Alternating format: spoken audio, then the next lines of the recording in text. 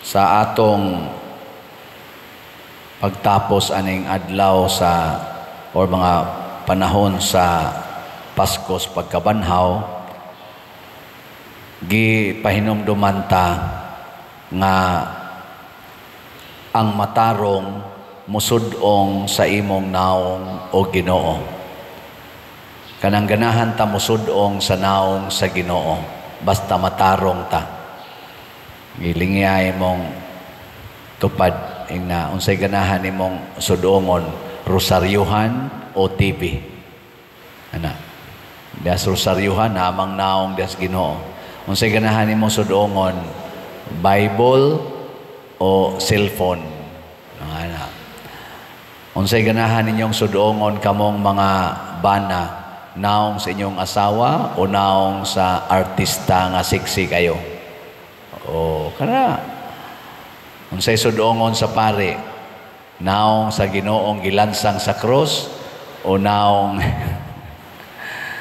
ana ba? Ang naong sa Ginoo mga igsoon, anaa diha anha nato makita sa atong kasing-kasing. Tingali naata sa prisuhan, gipriso ta. Sama ni Pablo diri sa unang pagbasa gisgutan nga gipriso siya. Og hangtod gyud gani nga siya gipatay, pero gasigi siyag sangyaw, sige siyag sangyaw. Bisag naa siya sa prisuhan, nagsigi siyag sangyaw sa Ginoo. Ngano man nakita man niyang Ginoo diha sa iyang kasing-kasing. Mao bitaw nga kanang atong makit-an, ato man gid ang isulti, basta natin makit-an. Ako gani moanha kog balay, moingon dayon sila, Pader, nabi ako'y makit-an dias babaw. Unsa may makit-an? Dakong lawas itom. Diha say bata ningon, Father, I'm afraid. Nako, ngano man in English man siya. I saw black lady. Nako, adi kay nakadlokan ang black lady kanang white lady. Basta natin makita ato ginang isulti, bisang ka na makita sa tong damgo, daghang magani kay mo text nako, Pader, ang nakita nako sa akong damgo ba na ay bitin. Nya ang bitin, Pader, akong gipatay. Nya pagkataon-taoran, Pader, nabuhi man, Pader. Unsa may pasabot ana? Nako, ambot lang, ikaw may nagpatay bitin.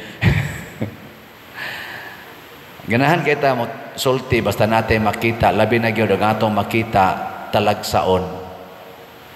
Apan nganong minos man kayo ang nagsangyaw karon sa pulong sa Ginoo. Kay wa man gud nato makita ang epekto sa pulong sa Ginoo dinhi nato. Muna ugma mao man ang Pentecostes, ihangyo nato sa Espiritu Santo nga makakita unta ta sa epekto, masinati nato ba kanang gitawag nato faith experience sa pulong sa Ginoo. Kanus ana mahitabo kung andam natang muantos sa atong pagluwas sa makasasala. Sama sa mga apostoles, sila si San Pablo, San Pedro ug mga kauban. Sama sa ni San Juan dinhi sa atong ebanghelyo nga nagsuwat gid siya sa iyang nasinati, kaluwasan ang tumong. Ilingay mong tupad na luwason ni mong mga adik, luwason ni mong mga kurap, kani mga kurakot nga mga officials, may kabahala na may pagpatyo na sila. Ayaw, luwasa gyud. Kay anha ta diha kakita sa gitawag nato bag bunga sa pulong sa Ginoo. Si San Pablo manlulutos ni siya. Tungod kay gapuyo man sa pulong sa Ginoo ang iyang gilutos, na-converted siya og nahimo siyang lig-on nga magsasangyaw sa pulong sa Ginoo. Kita nga nakakita og ingon ana ba nga usa ka tawo porting buangona unya sa siging paminaw niya sa pulong sa Ginoo mag-usab, malipay tayo makaingon tag gamhanan gid ang pulong sa Ginoo, no?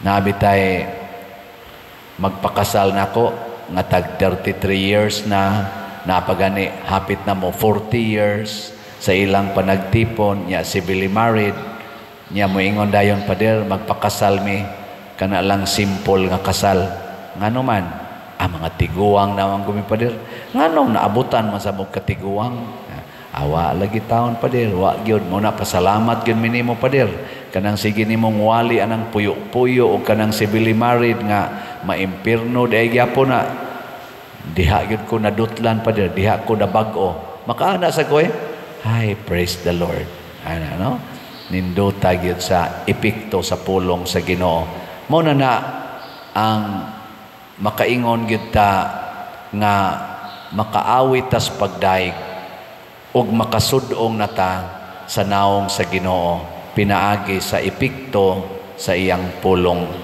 dinhi sa atong parokya nabag-o ning atong palibot na natay natukod nga mga nindot nga mga facilities sama ng atong kumbento kaning atong simbahan napay daghang tukuronon napay utang bayaronon pero kung magsige lang kitag practice sa pulong sa Ginoo masettled ra gining tanan ngana no hinaot paunta sa inyong balay makasud-ong nasad mo sa naong sa Ginoo pero ang requirement unsa to requirement ang matarong o kinsa may matarong ang nagsunod sa pulong sa Ginoo